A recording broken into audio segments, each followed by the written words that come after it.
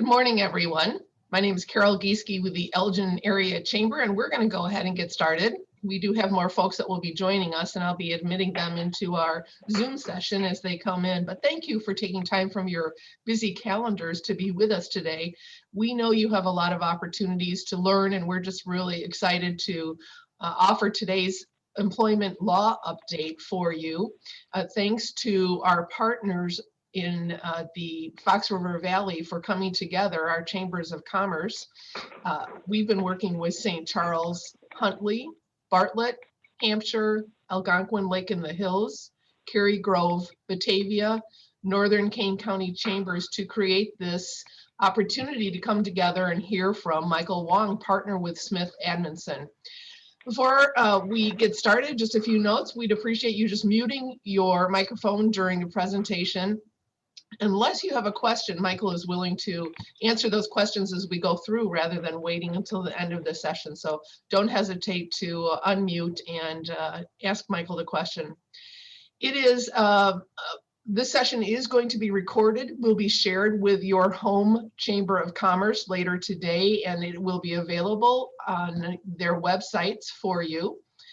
It is my pleasure now to introduce Michael Wong, partner with SmithAmundsen Law Firm and an attorney, obviously, and a member of our board of directors here at the Elgin Area Chamber, a member of my executive committee, and we are really appreciative of his regular counsel to our organization. We've been meeting with HR folks since the virus began a year ago, and Michael, this is one area that continues to change and has new rules and laws coming in. So we appreciate your time for the next hour talking about the updates relative to employment law. So thank you for being with us and appreciate your guidance today. Thank you, Carol, and thank you everybody for joining on today. If you see me looking off to the right side, that's because I'm actually checking out the chat box as well as seeing who's joined on. What I would say is if you do have a question, type it into the chat box, and then what I can do is I can take a pause from what I'm going over and kind of comment on it and have you, if you want, go ahead and repeat the question for everybody so that they can hear what you're asking. So yeah, as Carol said, we have been dealing with just an absolute mind bender since for a year now. And it's been something where we've had to be very fluid with what we do and how we approach these things, because it seems like every week, every day, things are constantly changing. So what am I going to do today? Today, I'm going to go over just an update of state and federal laws. Of course, everybody's interested on what's going on with COVID-19, the FFCRA, now the American Rescue Plan Act, but I will say, I know people are so tired of hearing about it for the past year. So I'm going to go over those things, a lot of the new things. I'm going to go over vaccinations. Why? Because vaccinations are one of the big things that we're all dealing with. Because they are available, even though, it segued in, I would say, a lot of employers are likely going to be coming up on, if you haven't already had access for you and your employees with 1C, once 1C opens up, you likely will. I'm going to go, as part of that, I'm going to go over workers' compensation. I'm going to go over a major change that was just passed, Senate Bill 1480. If you haven't heard about it, it is definitely something that you need to look at. It makes really significant changes to the Illinois Human Rights Act with regards to convictions, as well as the Equal Pay Act. I'm going to go over BIPA. You say, why am I going over BIPA? It's just a reminder. It's something where we're still seeing an increase in class actions and litigation over it. It's kind of viewed as low-hanging fruit for class action attorneys right now. So I'm going to go over that a little bit. Minimum wage reminder, Illinois sexual harassment training reminder. And then I'm going to go over, what can we expect with this new administration, as well as what do we see on the horizon for Illinois. So first, the Consolidated Appropriations Act and PPP loans. We all know December 27th, 2020, the president signed it. He added in additional PPP loans as part of that. as part of the CARES Act, extended the loans through March 31st, 2021. There was a whole bunch of more money that was put out there. The process, as you can tell, is a little more difficult than the prior process. There's more selection issues. There's also more requirements in it. So I would not be surprised. We've seen several changes in how this second draw has been handled with PPP loans. So I wouldn't be surprised if that deadline is actually extended. The other thing that is interesting is, unlike the first time where we were actually in a situation where there was no more money, we still have money, even this close to, the deadline for the period. And that was another thought by me in terms of why I expect them to extend the time period for applying for it. So first-time PPP loan applicants, you only have to comply with the original CARES Act. You don't have to comply with the second draw requirements. If you are going for a second draw, there are additional requirements that you do have to comply with. So for second PPP loans, number one, less than 300 employees. They do have an extension to nonprofits, but it's only certain nonprofits, 5013Cs, I think 501(c)(19)s, and certain ones, unfortunately, 501(c)(4)s don't fall within that. Gross receipts in a quarter during 2020 that represent 25% reduction from your gross receipts in 2019. And I know that's going to be easy for some businesses, but I know for others, it's not as easy. So it's something you just have to keep a look at there. Talk with your accountant. Really, all of these PPP loans are going through the SBA, through banks. So you're really going to want to work with your accountant on how to manage that and how to look at it and see whether you qualify for those. If you meet the eligibility requirements, again, similar loan, 2.5 times average monthly payroll, up to $2 million. Food, accommodation, food industry businesses, those are actually at a higher limit, or you can get more for it based upon just trying to help out those industries that have been hit hard by COVID. Eligibility, this is a huge one. In fact, a lot of people are questioning, when should I apply or submit my loan forgiveness? There are two rules of thought on that. One is, hey, let's wait and see what changes they're going to be doing. One of the things to look at on the PPP loans is really the intent of it is to get you the money. And as part of that, it's okay, we really want to get you the money and we really want to forgive the loans. We don't really want to stick you with it. So as part of that, they open that up, operation expenditures, so business software, cloud computing, product and service delivery, payment tracking, human resources, sales, those were all opened up. An interesting one, property damage. So they looked at what happened last year in terms of riots and other issues and said, okay, anything with public disturbances, vandalism, looting, if you had to repair your property over that, that's covered under the PPP loans. Covered supplier costs. One thing I think is interesting too here is the clarification on payroll costs. It was a question of whether those payroll costs for group life, disability, vision, dental, health insurance were all covered. They are under this definition. Covered worker protection expenditures. So if your company expended a ton of money on setting up your office, reorganizing your office, putting in screens, or getting PPE for your employees, those things all would also be covered under your PPP loan forgiveness. Tax treatment. This was an interesting one for any of those tax nerds out there. It's one of those things where the IRS had actually come out and said, no, we're not going to allow this. And then the government passed, the legislature passed it, said, no, this is really what we intended on it. Gross income does not include any amount of the PPP loan that is forgiven. So you're not getting taxed on that. Deductions are allowed on otherwise allowable deductions. So that's actually a huge benefit for you. So if you use your PPP loan for something that you would normally have allowable deduction, you can still claim that allowable deduction. And then no tax attribute is reduced on a basis of an asset increase due to exclusion from gross income, debt forgiven under PPP loan. Again, it's one of those nuances of this, but it is a huge benefit for you. When we talk about unemployment insurance benefits, we saw last year that there was the $600 increase for individuals, and we had a lot of employees who we were trying to bring back, and they say, yeah, I didn't really want to come back because I've got unemployment that's giving me actually the same, if not more, than I could get usually. They increased it to $300, so it's not the $600. It's through September 6th or through Labor Day. An interesting one too they added was there's a tax waiver on the first $10,200 of unemployment benefits.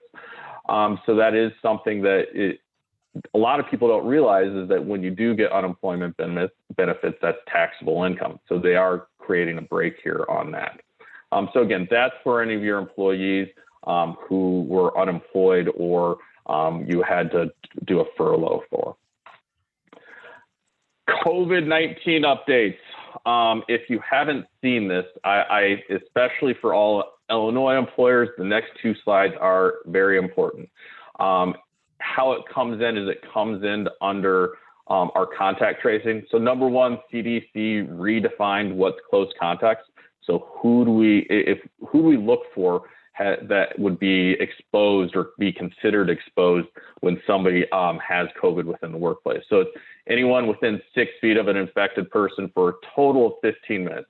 So if there's 3 5-minute interactions over a 24-hour period, that would qualify under this definition of it. And then it's also, you have to look at 2 days before the illness onset. So if you have somebody go out on Friday with symptoms of it, you're going to be looking at 2 days before that. All right, shortened quarantine times. So individuals without symptoms can end quarantine after 7 days, followed by a negative test result. This is helpful. It does say that rapid tests are acceptable. This is something that wasn't necessarily understood or recognized too. Alternatively, individuals without symptoms can end quarantine after 10 days. So without the need for a negative test. One of the big things you look at too is isolation. So what isolation versus quarantine?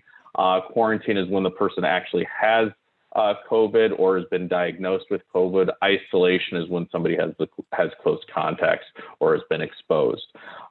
Isolation rules with symptoms are still the same: 10 days since symptoms started, 24 hours with no flu or other symptoms improving. This was something that I kind of thought of at the beginning of the year to see where the new administration would go. You know, would they increase restrictions or requirements for PPE and masks? We haven't seen them do any major requirements. We have seen it in terms of transportation, in terms of those things, in terms of requirements, but in terms of changing some of the other requirements, we haven't seen that. In terms of education, the big thing I would say is continue to educate employees on the risks, especially the new strains, especially with employee, if they get a vaccine, the recognition is, even though they have the vaccine and they may be protected from the disease, they can still be a carrier and still could carry it and infect somebody else who hasn't gotten the vaccine. So I think that's a big thing is, you know, once somebody gets the vaccine, there's just going to be a human nature aspect of relaxing the steps that they're taking to protect themselves and others. And so it really, you have to kind of stress and remind them about that issue. Illinois, this is a big one. Illinois has defined close contacts themselves. Not only have they defined it themselves, it's different than the CDC. So they define close contacts as living in the same household as a person with COVID, caring for a person with COVID, being within 6 feet of a person with COVID for more than 15 minutes. Note there, it's not defined on whether it's 24-hour period, whether it's total over that 24-hour period. Being in direct contact with secretions from a person with COVID, I think that one makes sense. Being in close contact in the 48 hours before a person with COVID develops symptoms. Again, that's similar to what the CDC has. But the first two are interesting ones. I think caring for a person makes sense, but it's really broad. I have known people who've gotten COVID, and they're the only ones in their family who've gotten it, even though they were still living in the same household, because the family member quarantined it in their own room and didn't leave and didn't do anything. And so there was very limited interaction. And even in those situations, from an employer standpoint, it makes sense to me, because I look at it and say, okay, if we had an employee who came down with COVID, would I want them coming, or their spouse or a family member came down with it, would I want them coming in? Probably not. But it is something that you do have to suddenly realize you have a broadened aspect in terms of close contacts under Illinois' definition. You'll see the website that I have there. That's where I got this definition from. Illinois reporting requirement. This is not something that you usually see. In fact, it's something that popped up in January, and it was done without much fanfare or really any warning to employers. Essentially, the Illinois Department of Public Health came out and they changed on their website that it said should notify their local health department to must notify their local health department. And it's 2 or more employees. The interesting part here is they don't tell you if that's 2 or more employees in the same week, 2 or more employees in the same month. It's really, really vague. It's really, really frustrating. And also, the big thing here is you have to go and look at each local county, because your county public health department also has different views on this as well. I've dealt with one local public health department where they require the employer to fill out all this information if they have one employee who comes down sick with it. And the interesting aspect of it is Illinois has laws on reporting. And as broad and vague as those reporting laws are, employers fall within it. However, typically when we would have a pandemic or we would have a disease that would kind of spread or that's highly contagious, what would happen is that responsibility always is on the doctor or the healthcare provider who is testing, treating the individual, because they're typically the ones who first know about it. And so it's frustrating for employers at this point of view, because you're saying, okay, number one, suddenly we're being put into this. If somebody calls in and says, hey, what should we do? What do we have to do on this? Where do we go with it? I just see a note, does Kane County, I believe Kane County is 2 or more employees. McHenry, I think I don't know if it was McHenry or a little farther northwest. There was one that they had it 1 or more. I did a blog on this recently, so if you want, I can send you shoot me an email and I can send you kind of the one that I noticed. And it's really interesting because of all the places that I would think would be a little more detailed about this, City of Chicago, that has all the wonderful, scheduling, paid sick leave, all of those, they're still looking at it as, oh, you should do it if it's 2 or more, not required under theirs. Do you just call the county health department, or is there a form to fill out online? For the ones that I have seen, is you would call them and then they email you or send you a form to fill out. So it hasn't gotten to or they send you a link to the site where you put in the information, which again, it's really strange because from an employer point of view, we're now sharing confidential information about our employees. Not only that, it's a little bit broader because they're not just asking about medical information, they're actually asking for the demographics of your employee too, at least the one that I've seen. So that's something to keep an eye on. How can you check it? It's pretty easy. I go to your local public health department's website. They have a lot of information there on when you need to, what you should do if you have a situation in your workplace. All right, so FFCRA, American Rescue Plan Act of 2021, brand new for this week, right? $1.9 trillion. We had a lot of questions on how this was going to impact employers. Was it going to be something that was going to be mandatory again? But it wasn't. So since December 31st, 2020, the mandatory requirement for paid sick leave and emergency FMLA is no longer there. So it's still completely voluntary, even under the current American Rescue Plan Act.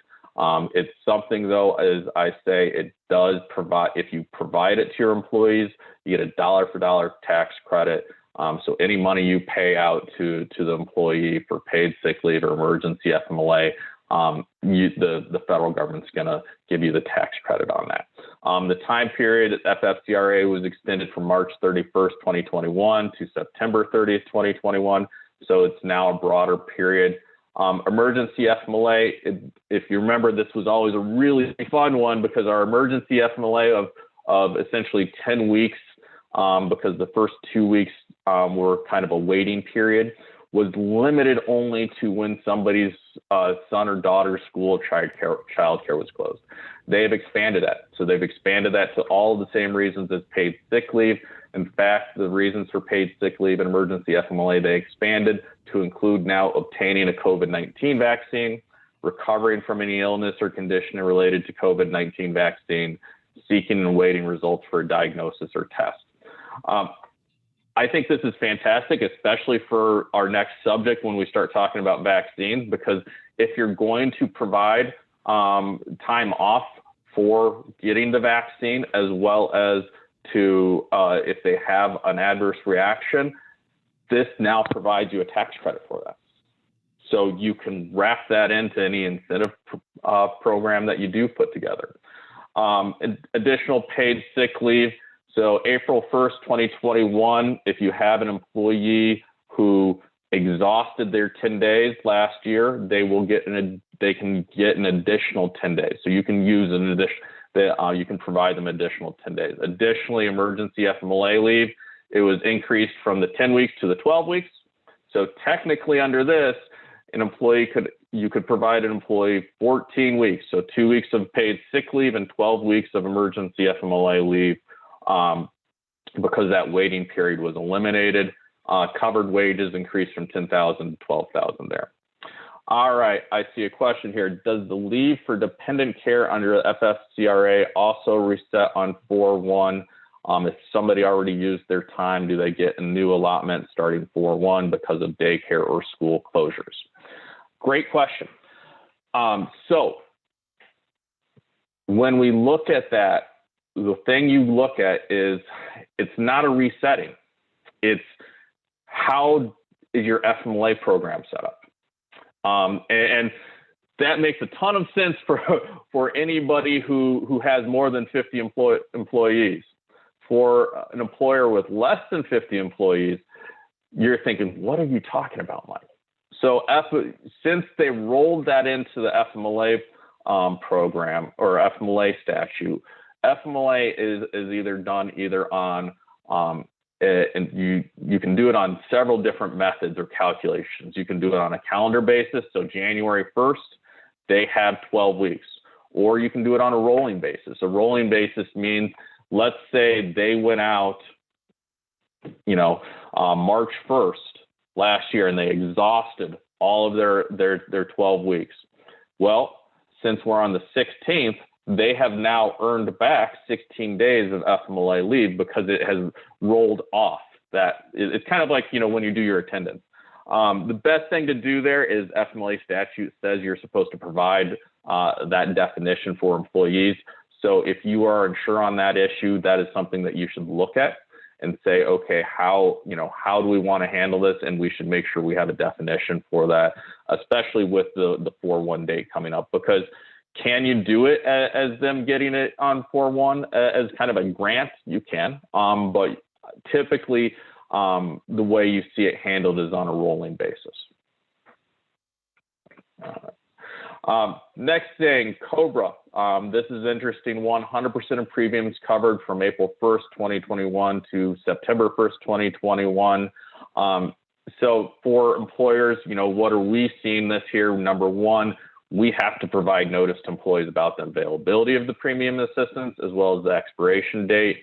Secretary of Labor is supposed to provide sample notices. I haven't seen them yet, but it is something that you will want to keep an eye out for. That way, if any employees are laid off, terminated, that you still have to provide them that COBRA notice. Additionally, 100% of the premium subsidy is reimbursed to employers through your quarterly payroll tax returns. So something to make sure to work with your accountant on. Extensions of the employee retention credit. This was a program that was not used by a ton of employers last year, but it is something that if you qualify, definitely check if you qualify and if this is something that you can use. It's changed. A lot of the requirements has changed over the past year. So gross receipts for the calendar quarter are less than 80% of the gross receipts for your same calendar quarter during 2019. It used to be the employers that received the PPP loan could not claim the employee retention credit. However, that is something that you can do, especially, and you have to be careful for wages not paid with the forgiven PPP loan. Employers who qualify can now claim a credit. It used to be 50%, now it's 70% of qualified wages up to $10,000 per quarter. So your maximum credit is $7,000 per quarter. Now it was extended out. It was going to be just the first 2 quarters of 2021. Now it's all 4 quarters. So you can potentially get up to $28,000 credit for your employees. It was also a question of who was eligible for this. Employers up to 500 full-time employees in 2019 could claim the employee retention credit for 2021 for time that is both paid during working and non-working periods. For those employers with more than 500 employees, you are limited to wages paid to an employee when they were not during non-working periods. So for example, if you furloughed somebody and you continued to pay them, that would be something that would qualify there. Or if they took time off and you provided them paid leave, that would be something that would qualify there. All right, vaccinations. I'm sure this is a hot topic that everybody was interested in. Getting tons of questions on this, and we're working through it, and it's something that, I tell everybody we have to be flexible with your program and how you're setting it up and what you're doing, because this is literally changing on a day-by-day, week-by-week basis. I just worked with one company on a program, and my advice and how we structured it changed from when we first talked about it to now when they're working on implementing it. Big one, EEOC, thank you so much. You don't hear me saying that a whole lot, but EEOC came out and said vaccinations are not medical exams under the ADA. So we don't have to worry about that as being an ADA issue. Except they came back and said, qualify that, okay, pre-screening questions. So, those questions that are typically asked to an individual before they get a vaccine, those could implement the ADA prohibition on disability-related inquiries, because some of those are asking for if they have medical conditions or issues that could create a problem with them getting the vaccine. So if you're an employer that's providing it at work, how can you address that? One, is it job related and consistent with the business necessity? That's the ADA standard. However, they said, okay, you don't have to satisfy that standard if, one, the vaccine is offered on a voluntary basis. If the employee refuses to answer, they can refuse it, but you can't retaliate against them. Or if it's mandatory vaccinations done by a third party. So what's that mean? It means you are not the ones asking them those pre-screening questions. So then you're not getting it a part of it. And also when you talk with the third party, that third party isn't going to be providing you those questionnaires or any additional information when they're doing that. So if you do a third party, it's kind of like the flu shot, or, at Walgreens or some other physicians or pharmacists set up to be able to provide them. They're only identifying or giving you a list of those individuals who did get the vaccine, not the individuals that didn't. not any of the information that was provided by any of the employees. Can you request proof of COVID-19 vaccinations from an employee? Yes, absolutely. It's not a disability-related inquiry. If you're requesting, what they stress by the EEOC, though, is they say, if you're going to do that, make sure you stress to the employee to remind the third-party provider or whoever they got the shot from that you don't want any information about medical conditions. You simply want a yes or no on whether they got the vaccine. All right. So there is a link there that I can send out to on all the guidance on the COVID-19 that has a specific section addressing vaccinations as mandatory vaccination policies. So when we talk about mandatory vaccinations, historically, it has only been for those entities, those businesses, those corporations that have a business necessity or justified by a direct threat. There's been a ton of litigation over this about the only industry that really qualifies is those in the healthcare industry. And specifically, it's those in the healthcare industry who work directly with patients, so nurses, doctors, CNAs, or handle materials that could spread infections, such as a lab technician. Under the current situation, I would highly expect that would cover anybody in the healthcare industry, you know, from top down, janitor to security to reception, to anybody working at a hospital or in a hospital facility where COVID patients are. That's, you know, one thing. Now, can an employer do it? And that's who's not in the healthcare industry. And that's a tricky question. It's, you know, do you have any, you know, job related or, you know, justified direct threat from COVID? And, you know, it's really uncertain at this time on this. So if that's something, it's going to be a case by case basis. You're going to have to look and identify. And you're really, if you decide to do a mandatory policy, you're going to want to make sure you outline your specific reasons and basis, date that sucker, sign it, make sure it's in the file. So if it ever gets questioned, you can show that you did it. Of course, any mandatory vaccination policy, you're going to have to consider exemptions based on disability, pregnancy, religious beliefs. Those are all things that are protected statuses that you can't discriminate against somebody based upon. If they do come up and say, hey, I have a disability, I'm pregnant, I have religious belief. For disability and pregnancy, you can ask for additional information. For religious belief, that's much more limited. The interactive process for religious belief is very, very different from disability and pregnancy, just on the type of information that you can request. And then you kind of say, okay, well, what type of accommodations are we looking at here? And that's, again, something you're going to have to get somewhat creative with. And because when we were talking about flu, it used to be, oh, well, you have to wear a mask. Well, now everybody is wearing masks already. So, you know, some ideas there, it could be, you know, additional training. They have to comply with the CDC requirements specifically regarding to masks, you know, or figuring out some way to manage that. Now, the careful thing is, can you ostracize them? No. Can you separate them from other employees? No. You can't allow them, you can't tell them that they can work remotely or they should work remotely. But it is something where you have to figure out an accommodation if you're going to make it a mandatory process. So even if you can, do you want to do a mandatory vaccination policy? I think that's a huge, huge thing that you should look through.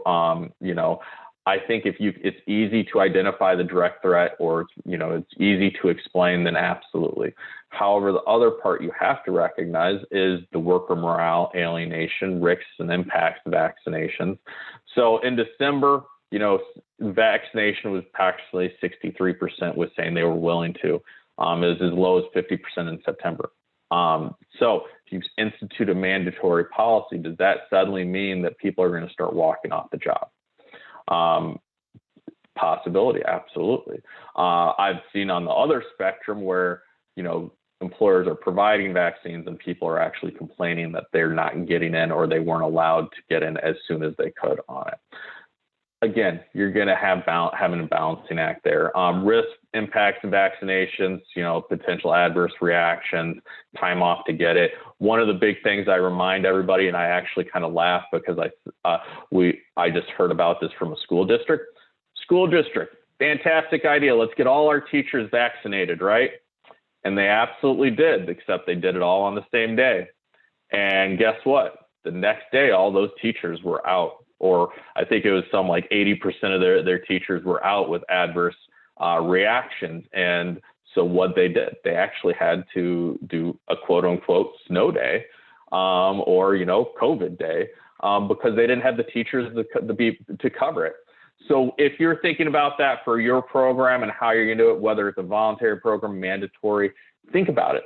Stagger the people. Make sure you're planning ahead. In fact, when we started talking about the vaccine back in January, one of the things I was looking at is like, I haven't heard about the adverse reactions. I don't think it's that big of an issue. Well, guess what? Fast forward a few weeks, and now I'm of the opinion, okay, I'm here. The more I hear about it, I'm understanding that more people are getting adverse reactions for at least 24 to 48 hours afterwards than I had initially expected. With that understanding, that increases the amount of time that you have to appropriate for how you're going to set up employees getting vaccinated if they're doing it. Voluntary programs, I think they're fantastic. Educate, encourage rather than require. Same approach as your flu vaccinations. Educate. Give them as much information. There's a lot of myths and misbeliefs out there about vaccines, the safety. I think the more you can take to dispel those common misunderstandings regarding the vaccine, the better. Providing the information from the CDC directly from them. They have a whole setup. They've got a PowerPoint presentation. They've got communication. So giving them information out there. If you're going to do a voluntary program, number one thing I say is get top-down buy-in. It's just like you saw Joe Biden. You saw a bunch of politicians, showing that they got the COVID vaccine. The more that your C-suite, that your managers, supervisors volunteer and are showing that they're getting it, the more likely your employees are going to get it. And a big push that I've done with it is, listen, we're trying to get back to normal. We're trying to get back to a position where we're not having concerns about this. So provide incentives, make low, no cost to employees. CDC, they may have a video. I know they do have a PowerPoint presentation on it with bullet points on the advantages. And they also have several handouts on it. In terms of providing incentives, this is just a mind-boggling, drive me nuts. The EEOC and the Illinois Department of Labor, or sorry, not Illinois, the Department of Labor, Federal Department of Labor, have gone back and forth on this. They had finished some rules that address wellness programs that specifically address, the amount that could be provided as part of a wellness program. And then they backtracked on that. They issued new rules. They withdrew those. The new rules were really, really obnoxious, saying you really couldn't give employees anything. So at this point, it's, there's not a whole lot of guidance. And there have been letters to the Department of Labor asking for guidance on this. I don't expect them to provide anything soon. My view on it is you're probably going to be okay if you provide some sort of incentive, as long as you're not making it incredibly high. So as long as you're not paying thousands of dollars to employee, if you have, $100, anywhere from a $10 to $100 gift certificate or a gift card or bonus, you're probably going to find. If you give them 4 hours off for each appointment to get the vaccine, as well as an additional 8 hours if they need due to adverse reaction, that's going to be covered. You're not going to have that as being too much of an incentive to where somebody feels they're compelled to get the voluntary program. Another note on the voluntary programs, you still have to accommodate. So if you have a voluntary program, you can't discriminate against somebody who has a disability, pregnancy, or a religious belief exemption. So, you know, again, that makes it difficult because you're saying, well, I don't want to provide it to them just for continuing to doing the same thing. So what I have there is, again, you know, have additional training, you have additional requirements.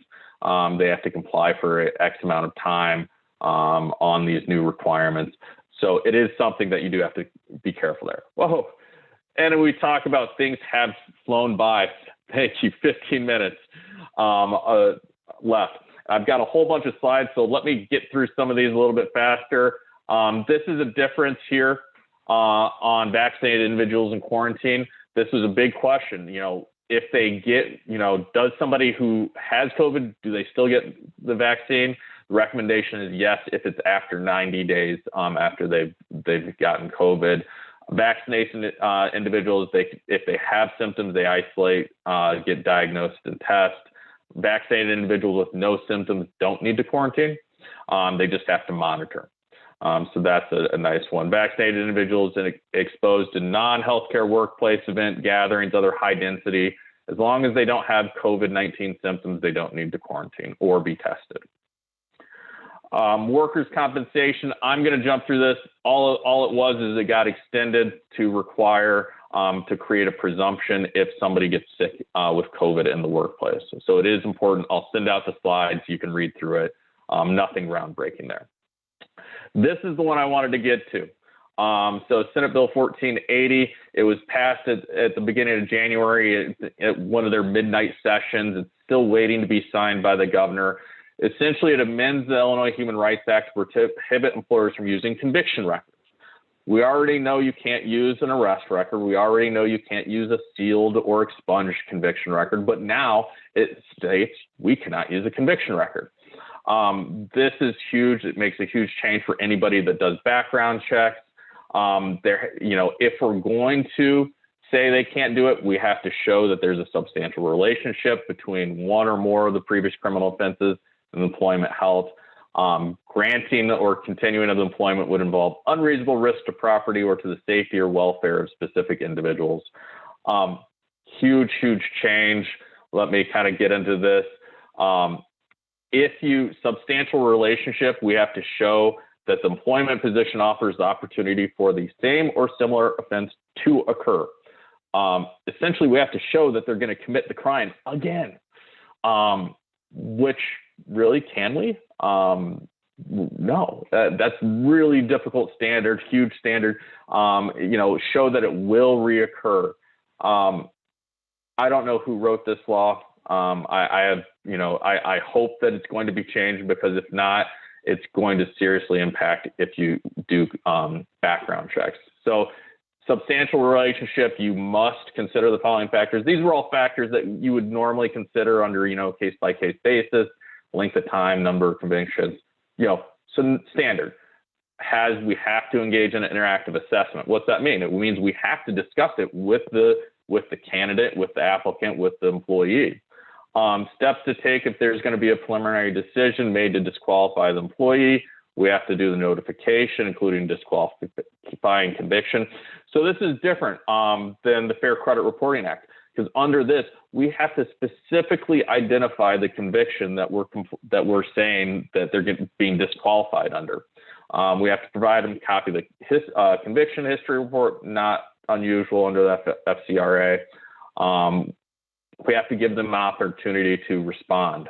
That opportunity to respond has to be at least 5 business days. We have to consider any information. So again, similar to the Fair Credit Reporting Act. Here's the big one. If we make a final decision to disqualify, or we're going to take an adverse action, we must provide in writing to the employee the notice of the disqualifying conviction. Again, we have to specifically identify the conviction that we're using as our reason for disqualification. If you're using more than one, you have to identify every single conviction. We have to provide a procedure for an employee to challenge the decision or request a reconsideration. And we have to provide the employee information on how to file a charge of discrimination with the Illinois Department of Human Rights.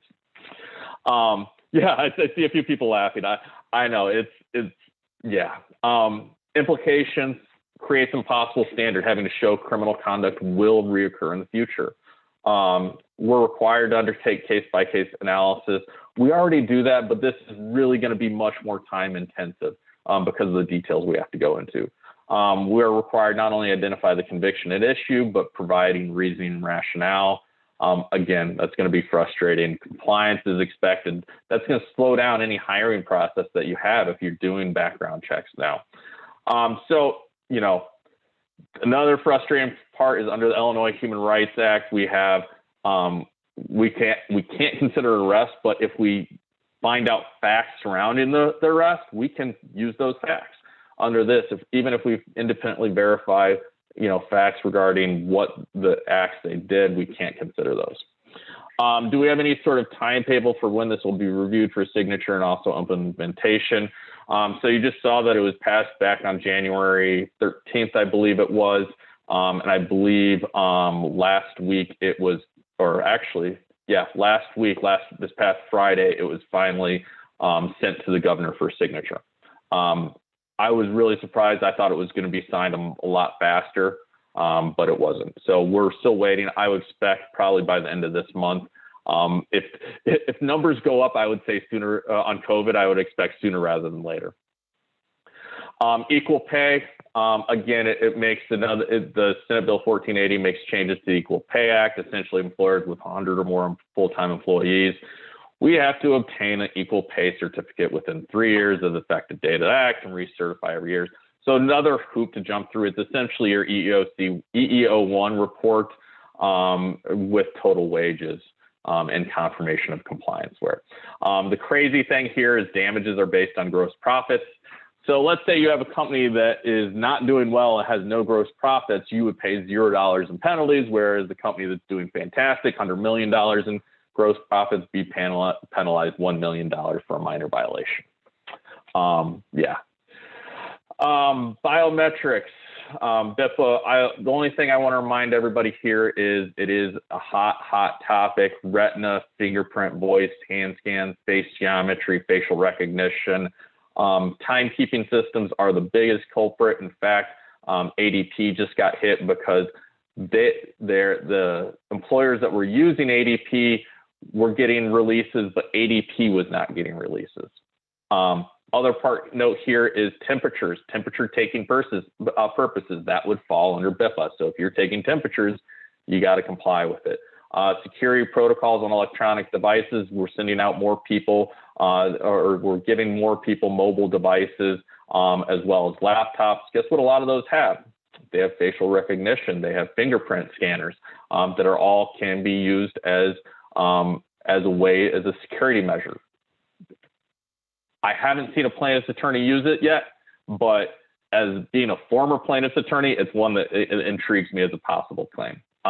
Changes to minimum wage, nothing major, just a reminder that it increased again on January 1st. I expect we'll see changes too with federal law soon.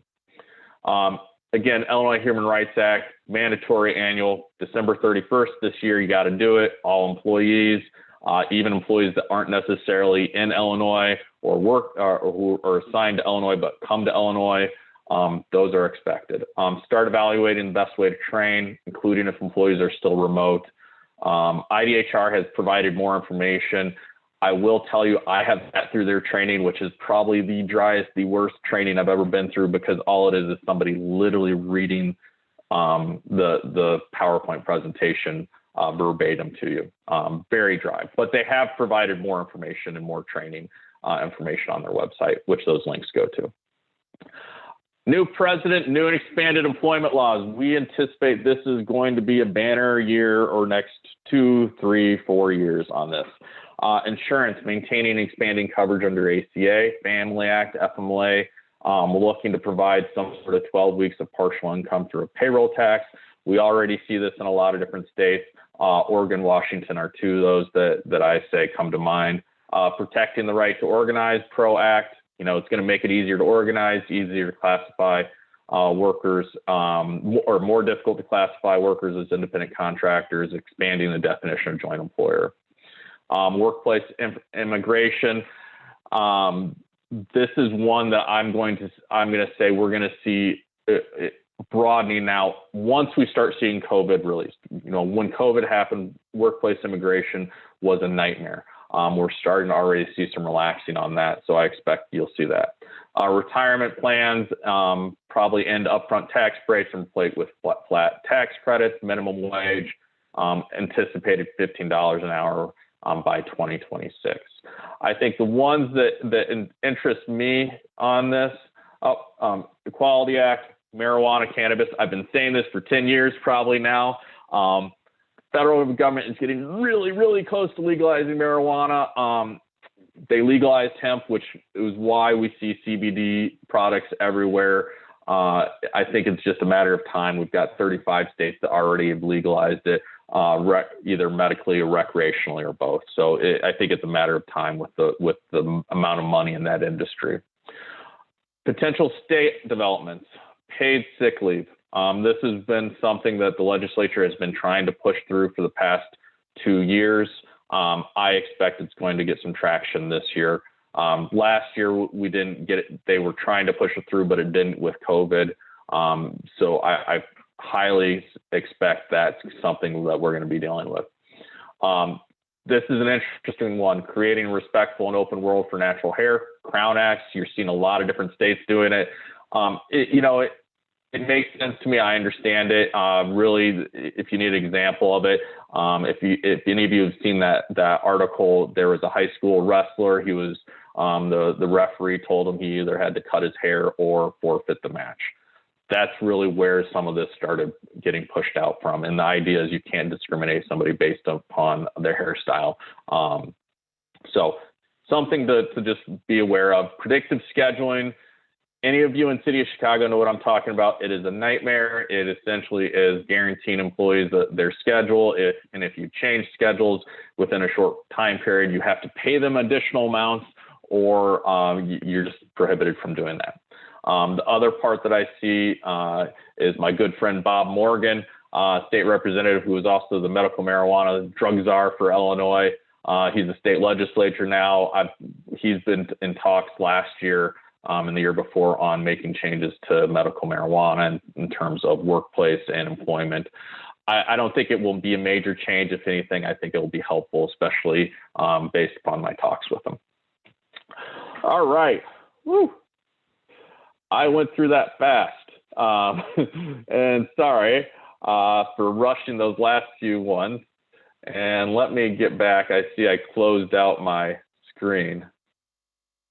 All right. There we go. All right.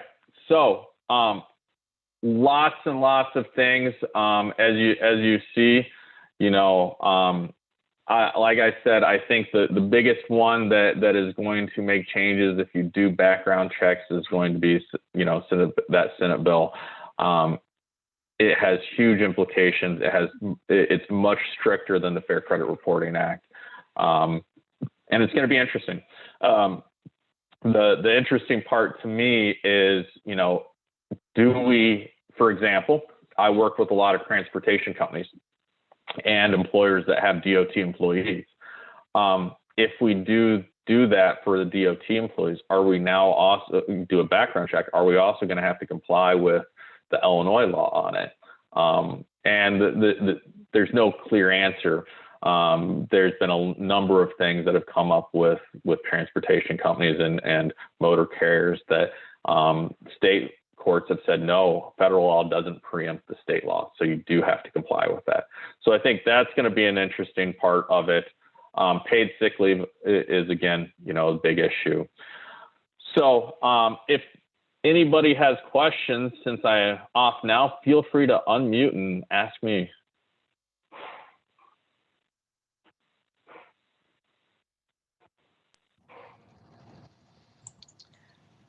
Hi, Michael. I have a question regarding the Convictions Act. So can we phrase a question on an employment application that is specific to the role? Let's imagine like a daycare center. I run a tutoring center, so I guess that's an easy example.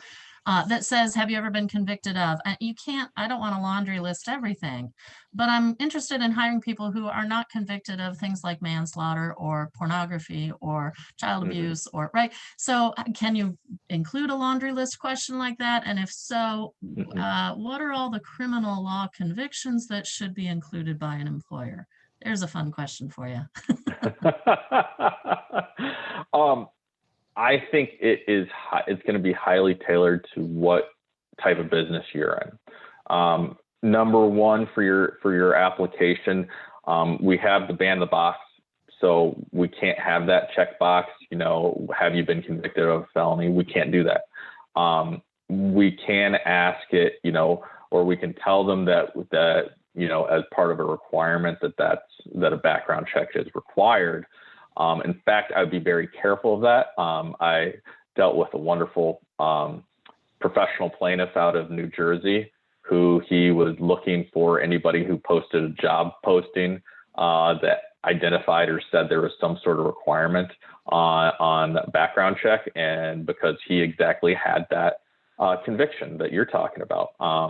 And so then he would sue them and file a charge of discrimination and settle for, you know, $500 to $1,000. But he was a professional plaintiff and I dealt with him on multiple times. Follow-up question there is this something that could be asked during an interview? I wouldn't ask it during the interview. What I would tell them during the interview is I would tell them the requirements of the job. And I would tell them that if they're offered the job, that there is a background check, that if you are subject to, for example, a daycare center, there are certain prohibitions by law that somebody cannot have a conviction for. You can identify those. I would say, recognize this job has to comply with this law. This law prohibits an individual from having these types of convictions. I just want to make sure you're aware of that, and whether you think you can comply with that, or is that going to be an issue? So it's instead of straight asking it, it's working your way around it. Obviously, daycare centers, banking, you have to comply with those laws, and so that's going to be much easier for you. But you're still going to have to jump through these hoops. So you're still going to have to specifically identify it. In fact, when you identify the conviction, I would identify the specific law that you're disqualifying them based upon. That way, there's no question. And if you have to go in front of somebody, if a claim is made, you can point to your correspondence to them saying, well, listen, you applied for a position involving finance and you have a conviction for embezzlement, which is specifically prohibited by statute XYZ. Sorry, we weren't able to hire you. Is there any laws for public libraries where we don't have to hire someone due for a conviction with a conviction? That I am not sure about. You would have to look. I know daycares are one. I know finance and industry is one. And, a lot of times higher up positions. So if you hire somebody as an accountant, that, hire somebody with human resources where they're going to be working with social security numbers and personal identifying information. Those are all things that would be able to help you make an argument for it being job related. But it's not something that expressly states it's a law that they can't have it. So you'd have to double check on that. Thank you, Michael, for helping us here today. Your advice is so valuable, especially during this time, which remains to some degree a bit chaotic. Your contact information was on that slide. It's also been posted in the chat session. So if anyone has a question, you know how to get a hold of Michael. He's been so available, and we really do appreciate his updates because the laws in your world of HR are changing regularly, and Michael is up on all of those laws. As I said earlier, we'll be sharing this presentation with those registered for the event through your local chamber. So those chambers, again, in partnership in providing these programs are the Elgin Area Chamber, of course, our chamber, Geneva, St. Charles, Huntley, Bartlett, Hampshire, Algonquin, Lake in the Hills, Cary Grove, Batavia, and Northern Kane County Chamber of Commerce. I'm Carol Gieske with the Elgin Area Chamber. Thanks so much again for joining us today. Michael, thank you for your outreach. We appreciate it. Do go to your local chamber calendar and see the upcoming events that we have. Our Chamber Boot Camp series continues again on Thursday with another topic of interest at 9 o'clock on Thursday morning. So hope you can join us again. Mike Wong, thank you very much for your time. We appreciate it. Stay well, everyone. Thank you.